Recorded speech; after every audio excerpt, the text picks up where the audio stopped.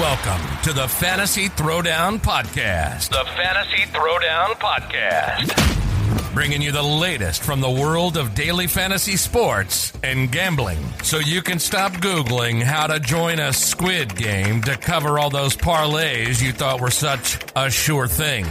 Now, sit back and listen to one of the sharpest minds in the game. Here's your host, Dwayne Callender.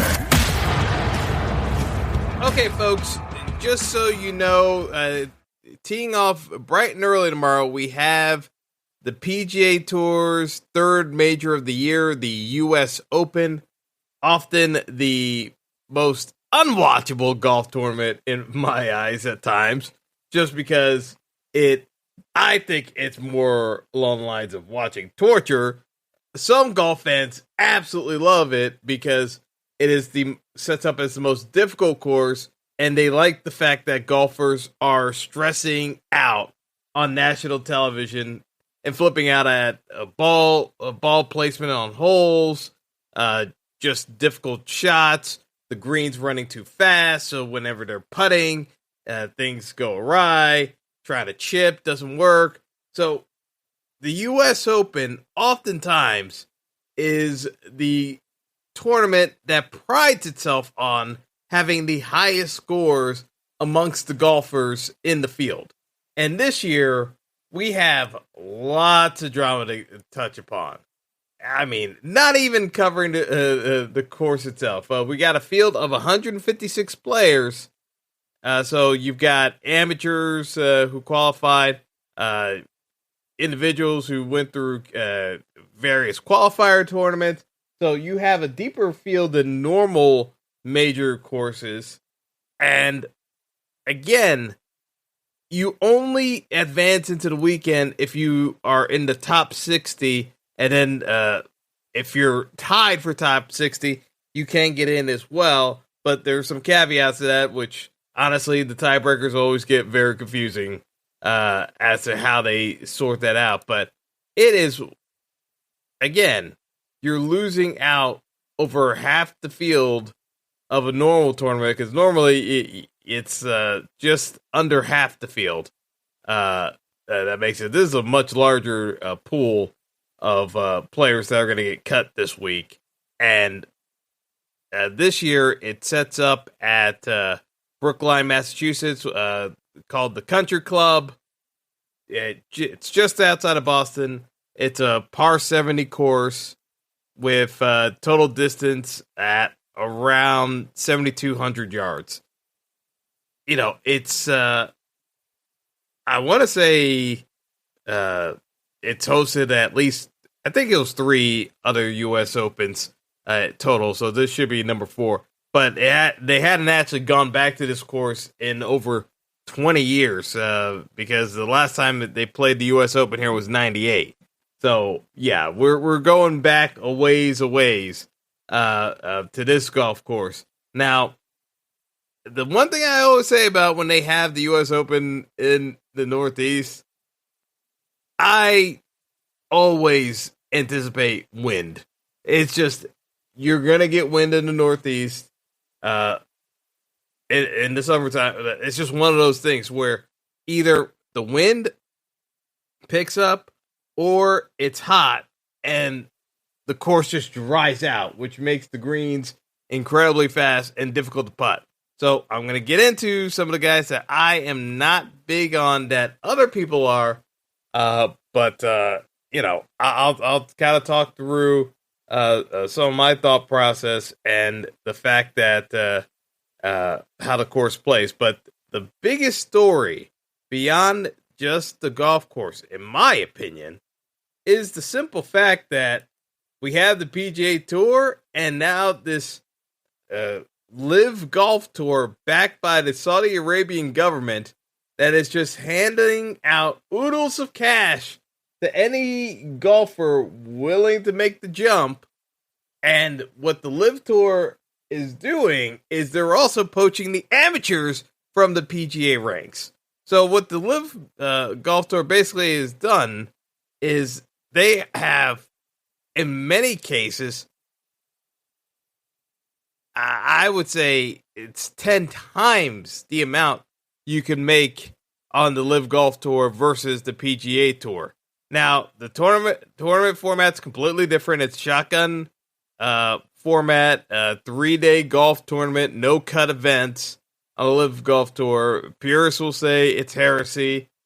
If looking by the first event that they had, it looked like closer to some nouveau rave style party atmosphere going on. And then, there's a golf course tournament going on in the background. It was definitely an interesting sight, to say the least, of what they're going for, because it definitely seems to cater to a more casual crowd, which I could only see to imagine rankling purist watchers of golf tournaments, because for those of you who don't know, and they finally, at least I think they finally stopped doing this.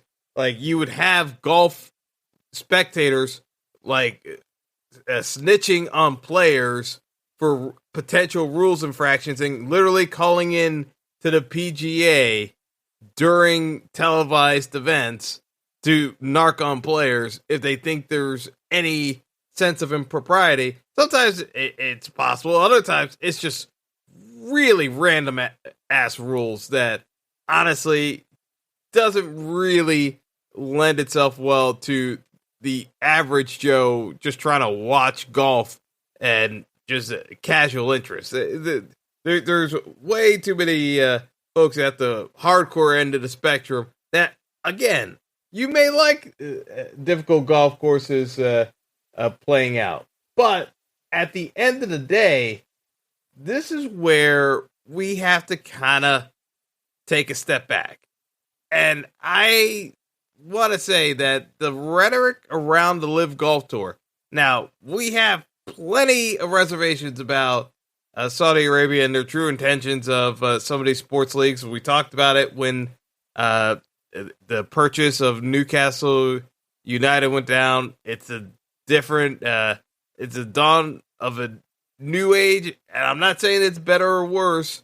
I think there are a lot of questions to be raised, but the sanctimony that the PGA Tour has kind of pitched this under does not lend itself well in terms of general viewership, because the PGA Tour has pitched this as an invading force, and they're David versus Goliath, try to hold on as if they are this mom and pop shop, when the PGA Tour makes billions in terms of revenue streams from partner golf courses. So the PGA Tour cannot cry foul as though they are being bullied by the LIV Golf Tour.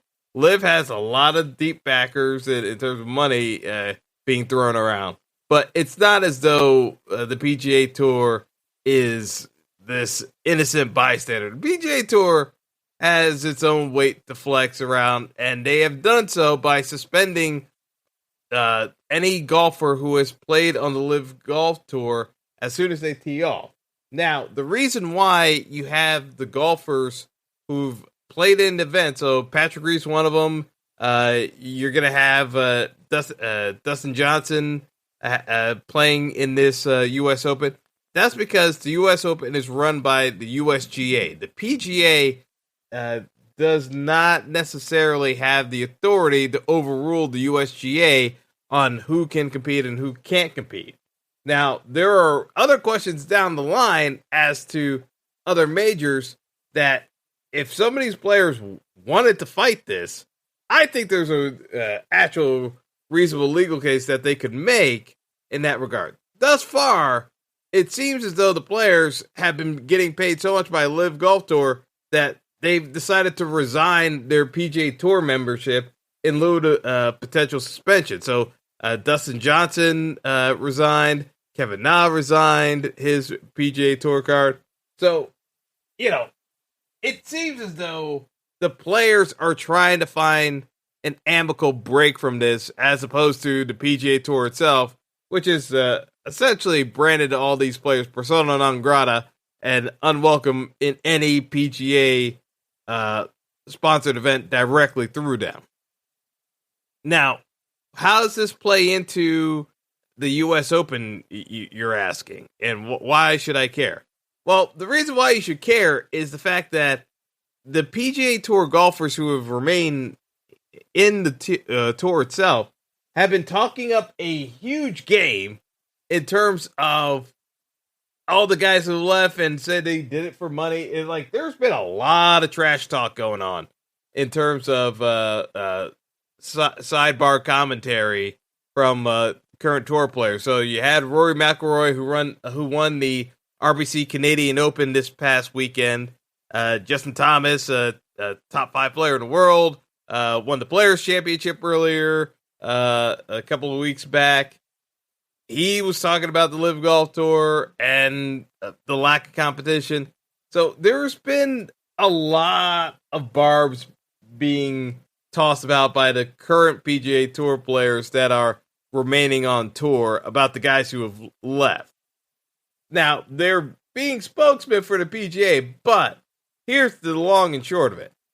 If they talk up this game and do not perform on the U.S. Open while the LIV Tour guys make the cut, it just makes it look that much worse because you've been playing this up that the guys who are left don't want to compete and hang anymore and are just going for the money. Like, that's the way the PGA Tour and some of the players have framed this argument as to, why these guys are leaving. John Rahm was a bit more conciliatory about it in terms of his response that, he's not motivated by the additional money he can make. He's satisfied with what he's made thus far. He's been very successful in his career earnings.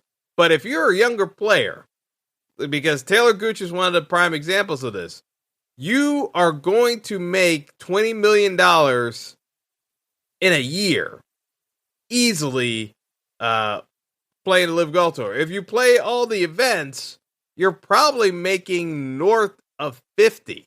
Charles Schwartzel just won $4 million from winning a golf tournament this past weekend.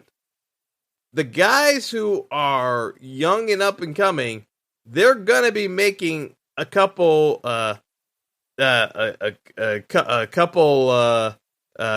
eight-figure deals easily on the LIV Golf Tour. So the decision to move is honestly not that hard if you're looking at it from a monetary perspective. If folks are saying, oh, well, what about 3 to 4 years? Well, here's the thing. Is the PGA Tour realistically gonna be able to stop these guys from playing if they took up a lawsuit? And my whole argument about this is I don't necessarily think the PGA Tour has that strong of a case of business practice wise to say, no, you can't compete if you're on another tour. Because it's not as though they're giving out contracts to the players. It's a membership.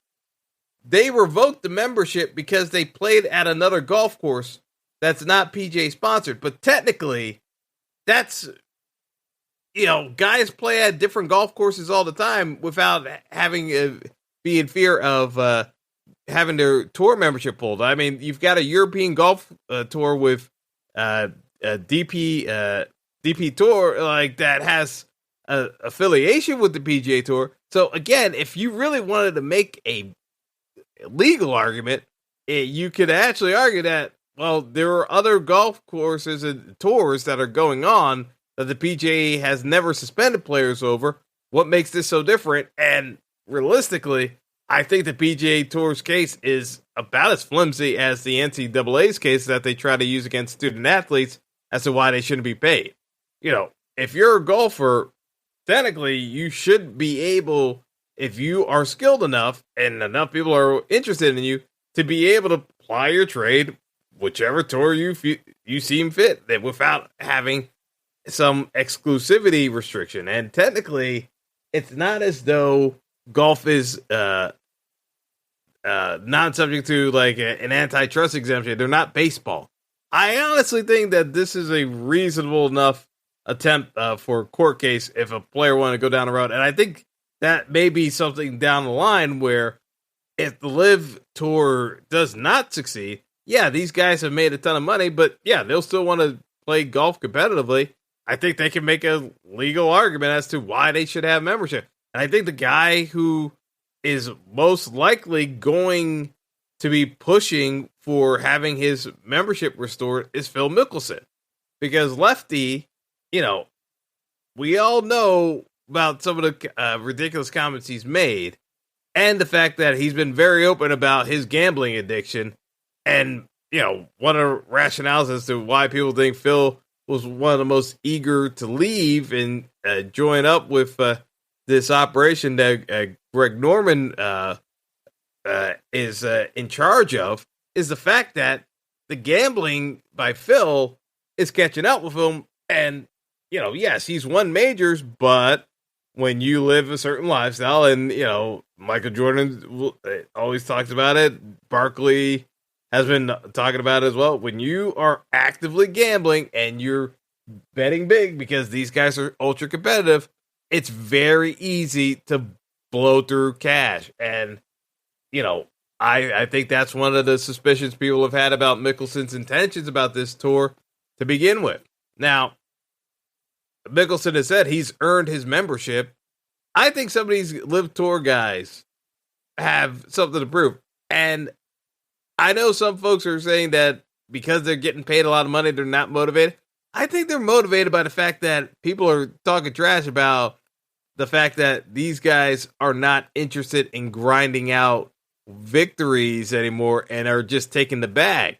At a certain level as a competitor, I think that is enough to get you motivated to ball out at some of these events. So I honestly think this U.S. Open is very dicey. I think there's a real chance you could see someone on the LIV Tour win. And, they may not win outright, but I think they can get some bragging rights where, they get a top 5 finish. Like, it's a lot harder to bag on the LIV Tour if their guys are finishing high. And because everyone's going to be clustered together in terms of this U.S. Open, it's going to be difficult scoring. As long as you don't blow up, and certain guys like Patrick Reed, I think they're going to be able to manage and scramble. So, we'll see. But let's get into the breakdown. But I can't wait to see some of the commentaries because I look at it. We already know how much Brooks Koepka and Bryson DeChambeau can't stand each other, especially on the Brooks side. I'm very curious now that Bryson's announced that he's leaving. There's a real chance that Brooks could end up being the next guy to go too. I'm still not sold on that, but I do want to hear if Brooks wants to comment on Bryson leaving and being in the field this week. It's one of those things where I think some of these guys competitively, they just start looking at, all right, what's this other guy doing? They're on the other tour now. It's us versus them. I think you're going to get some very interesting commentary from the press events throughout the course of the week. So, like I said, I'm not that huge on the U.S. Open from an aesthetic viewership standpoint because it's just not very. You don't want a birdie fest at golf tournaments, in my opinion, but I think there should be a balance, and I don't think the U.S. Open has that balance. It's just a lot of difficult greens, and honestly, I think you're going to watch guys chip the ball, and what should land clean ends up rolling up or down the hill, depending on where they are, and, they're further out from the hole than they should be. Instead of being 15, 20 feet out, they end up being 40 feet out because they rolled all the way down some embankment or just rolled off the green entirely. It's very possible with the U.S. Open, just knowing where the pin placements can be and how they shift. Like, they love having high scores. That's just the way they are. So, again, not my favorite cup of tea, but I think we got more than enough interesting routes here. So let's get into it in terms of the favorites. Rory McIlroy, I talked about it before. He won the RBC Open, Canadian Open. He's 10-1 to win the tournament. Justin Thomas is right behind him at 11-1. And then you got Scotty Scheffler at 14-1. No, actually 12-1. And John Rahm at 14-1. Xander Schauffele is 16-1. And you got Victor. Yeah, so Hovland is 35-1. Xander was I talked about Xander. Jordan Spieth 28-1. Cam Smith 22-1. Colin Morikawa 30-1. Interesting dynamic. Dustin Johnson 28-1. Will Zalatoris 30-1. Kind of going through the favorites. I know everyone's on Rory McIlroy, and Roy has been talking a lot. He made the backhanded comment about having one more PGA Tour win over that other guy, and he was taking a shot at Greg Norman without saying his name. Everyone likes it. I'll be perfectly honest. Rory has talked so much that he actually does need to show up at this tournament and play well. Not just make the cut. He actually has to play well because he's put himself as a bit of a lightning rod in terms of the competitive play and, having talking about the PGA Tour being the best tour in the world, which it still is. But the amount of bad-mouthing of the LIV Tour, it's becoming increasingly obvious the PGA Tour guys are going to have to ball out. And when Rory puts pressure on himself, this is the reason why he hasn't won the career Grand Slam yet, he still won't be able to do it yet. He just, because he missed out on the players. But I'm just saying, this is not necessarily a spot that I like Rory where he's got pressure on himself and everyone's looking at him. This is usually when Rory fails on us. I know he's playing in good form, but this is more mental than anything else. I'm just not completely convinced Rory is necessarily locked in and focused on what he needs to do to win this type of golf course event, because he's going to have to drive it off the tee and putt well across the board. And it's got to do it over the course of 4 days, because true to form with Rory in majors, he usually has that one day where it's a bad day and it puts him out of contention. The issue with this tournament is that one bad day can just mean that you're getting cut. And you missed the cut line at the end of round 2 on Friday because you can't fall too many shots behind. Yes, people are going to put up bad scores.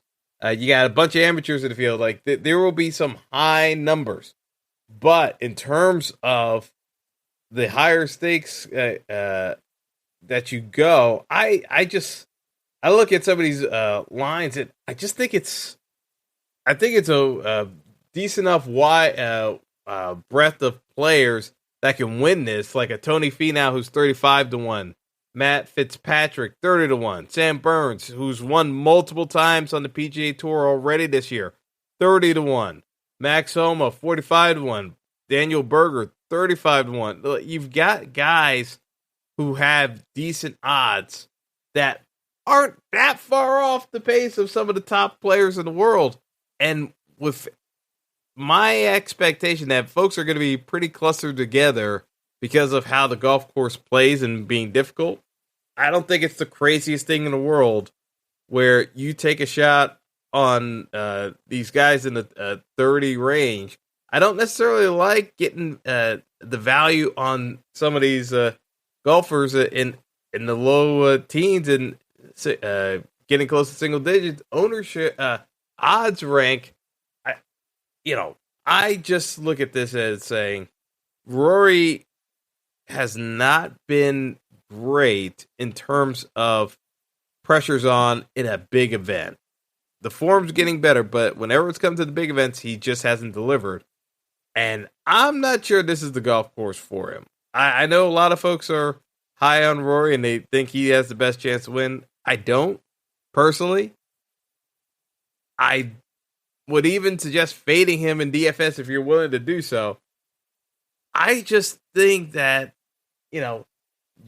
there are going to be guys finishing above him. And so I don't think he has the upside. He's been priced in the betting markets and on the DFS as if he's one of the top options to win the tournament. And I don't know. I think he's probably closer to...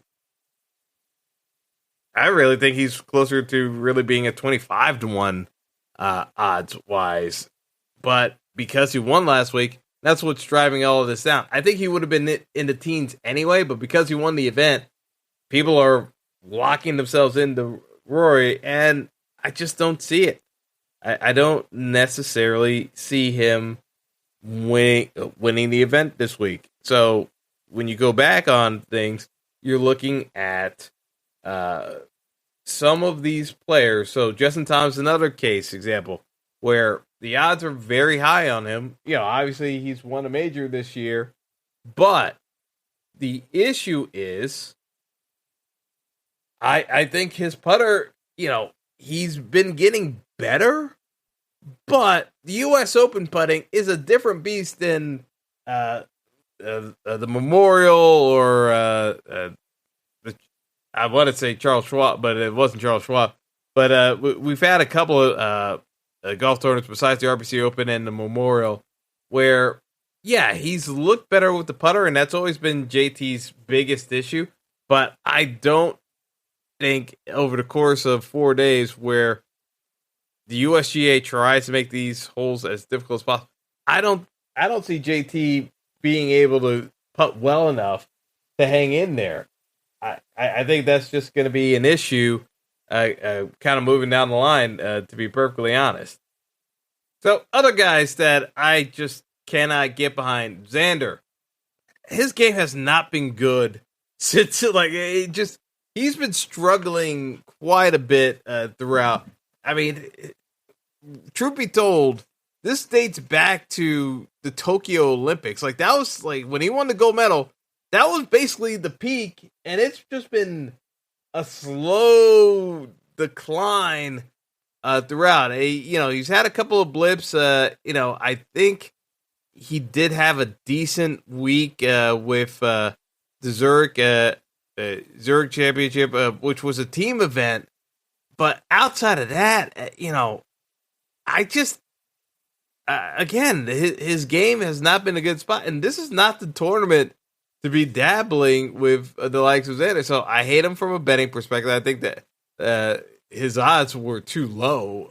I mean, not too low, but it's like a 16-1. Realistically, he should be closer to 50. I just, he's getting there off of name recognition alone, not necessarily where his game is at the moment.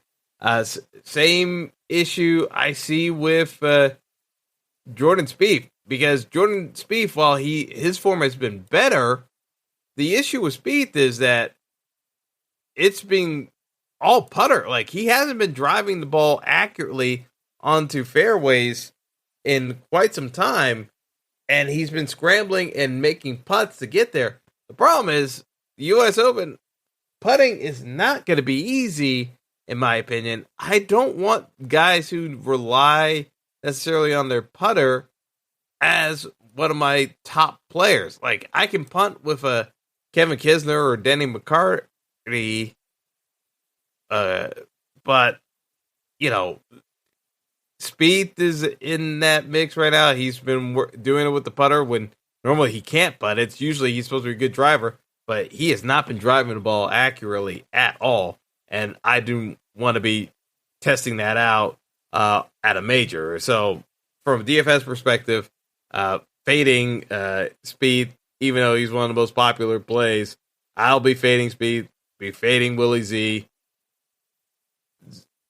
Xander, definitely. Rory and Justin Thomas, I just don't like them as plays, especially on the DFS side.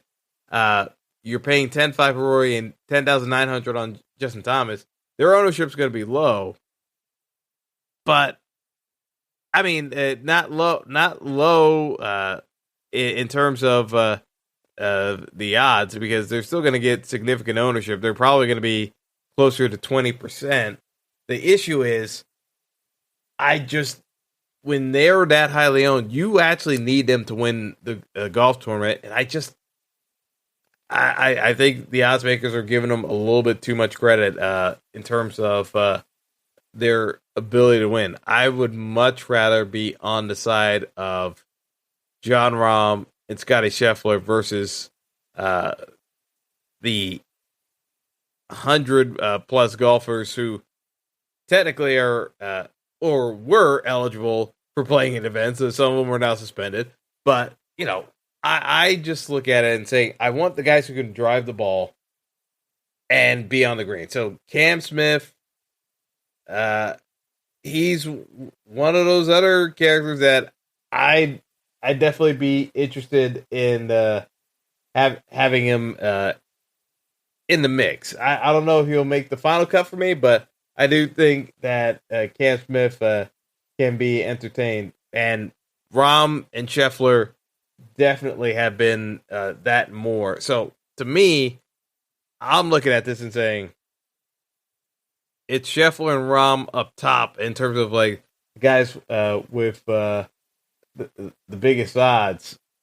But I definitely would be dabbling more in the lines of a Sam Burns, a Daniel Berger, Max Homa.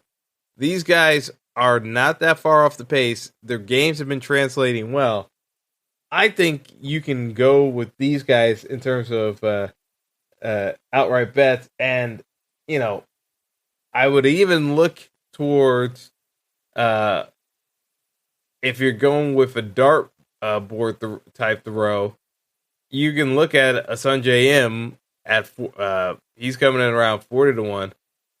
I'd be very much looking at those types of plays because to me, you can get far more value out of them than I would think the vast bulk of players. So Corey Connors is another guy, 60-1. I would take Corey Connors because of the fact that the iron play is so elite that off the drive, iron play alone, I think Connors' putting has been significantly better. That the people making arguments for Justin Thomas, I think there's a stronger argument to be made for Corey Connors as a whole, and that's where it's something that you got to kind of bear in mind, in my opinion. That's the way I would look at it. And at the end of the day, I'm looking at guys like Mito Pereira, 45-1. Mito, of course, imploded right on 18 with the last major, which allowed Justin Thomas to sneak in through the back door to win the Players again. But Mito's been playing great golf. I just think that some of these guys are not going to be there that the public expect them to be, and I think you got to go further down the list if you're betting an outright winner. I don't think it's necessarily one of the guys up top. I think they can be in the mix for top 20 finish, but that's not what you're really betting on them for. You could bet on a Brian Harman who's at 130-1 to win, but if a top 20 finish, you're getting him closer to like a 35-40-1, which I think is very reasonable. Brian Harman is one of those guys, just like I talked about Patrick Reed. They can scramble, they can get those up and down shots that other guys struggle with. And so that's why I look at it as like, this is a pretty straightforward week for me. I like it, guys like Louis Oosthuizen. I like Sanjay. Like, you've got guys who can play irons And, realistically, if they're driving the ball, and again, Louis' biggest issue is driving accuracy. He could struggle, but he, again, from a betting standpoint and DFS pricing standpoint, way cheaper than Justin Thomas, and is a similar play to Justin Thomas. Like, you've got to look at it from the standpoint of some of these guys, of the overall favorites that are being selected here.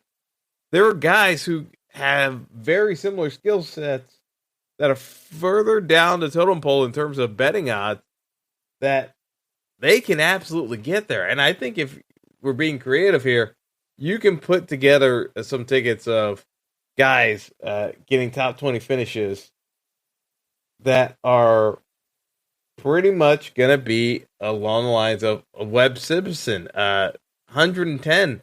Webb's been playing well, and he has a great record over the years at the U.S. Open. He's another guy who can grind up and down. So, when we're looking at it, it's like, yeah, you can take a flyer on some of these guys to win outright.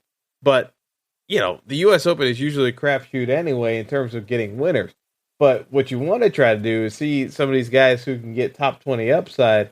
And I want to get the guys who can scramble and make some timely putts when need be. But if you're not a great putter, I want to make sure you're an excellent iron player. So Corey Connors, not nearly as bad with putting as Justin Thomas can be. I know folks are trying to say that JT's getting hot with the putter, but honestly, that could easily go sideways with a couple of holes. Like, I don't think there's necessarily going to be the consistency there with some of these players. So, I like I said, if we're doing some dark horse picks, Harold Varner III, 65-1, Davis Riley, 80-1, just been playing excellent golf as of late. Keegan Bradley, form-wise, Keegan's on the good side. When bad Keegan shows up, you don't want to be anywhere near him. But Keegan Bradley, 80-1, definitely could be in the mix come Sunday. So I would say keep your mind open in terms of how you go about your bets and roster construction, because to me, I look at it and saying, if I take Scheffler or Rahm, you could technically play them both in DFS, but I think that puts you a little bit too thin pricing wise. But I think you can live in the 7K range because you've got a bunch of guys, and even Tommy Fleetwood. I just don't like Tommy Fleetwood in terms of he historically just does not show up well at majors. Like, yeah, could he get you a top 30 finish? Possibly, but be in the mix for Sunday? Not likely. Fleetwood is one of those guys where on paper it makes a ton of sense to play him, but in reality, not so much. Bryson DeChambeau. Bryson is the ultimate X factor. If Bryson is healthy, Bryson can dominate this golf course easily off the tee and using his irons. Bryson could dominate this golf course just because of shot length. Now, Bryson is still recovering from surgery that regarding the hamate bone in his wrist.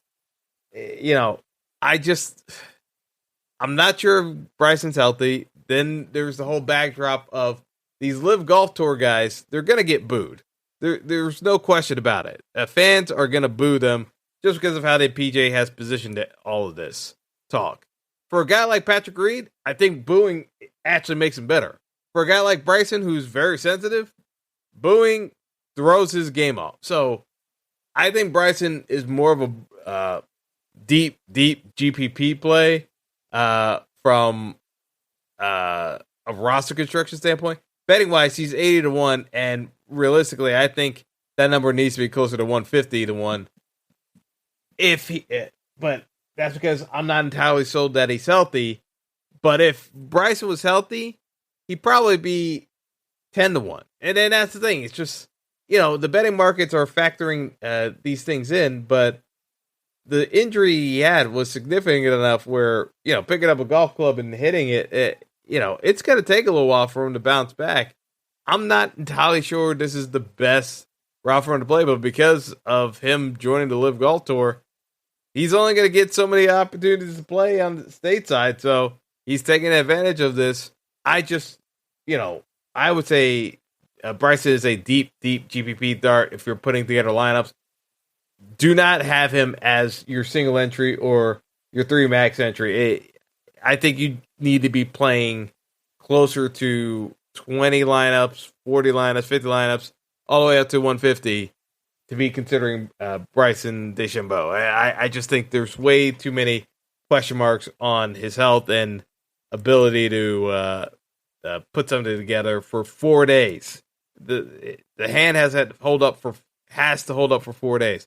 I'm still not sold on Bryson just yet. I'll have him in my player pool just so I don't get smoked if he does turn out to be healthy, but I'm not convinced of it. So, yeah, that's kind of the way I'm looking at it. It's like you've got a bunch of young guys in Berger, Burns, and Homa that I'm very much interested in. Connor's in that mix too. Mito in that mix too. Cameron Young, 50-1. Got a number of younger players that haven't joined the LIV Tour that are hungry. I think they can get it done this week in terms of outright bets. So I'd be looking to dabble on all the guys I had mentioned in that range. So, yeah, that's going to do it for me. Hopefully we get some entertainment with this U.S. Open. Again, if it's just talking about how difficult the course is, to me, that's terrible television. But if we get guys feeling good about themselves, willing to take more risks, I think you can have some very interesting commentary going on with the commentators kind of bashing the LIV Tour guys if they happen to be in contention. So we'll see how it goes, but that's going to do it for me. Best of luck, everyone. Enjoy the U.S. Open, and hopefully we get a nice 4 days of golf in the mix with interesting press conferences to go along with everything. So that's going to do it for me. Have a good one, folks, and until next time, be well. Thanks for listening to the Fantasy Throwdown Podcast. Be sure to like and subscribe to the show on Apple Podcasts, Google Podcasts, and all other major outlets.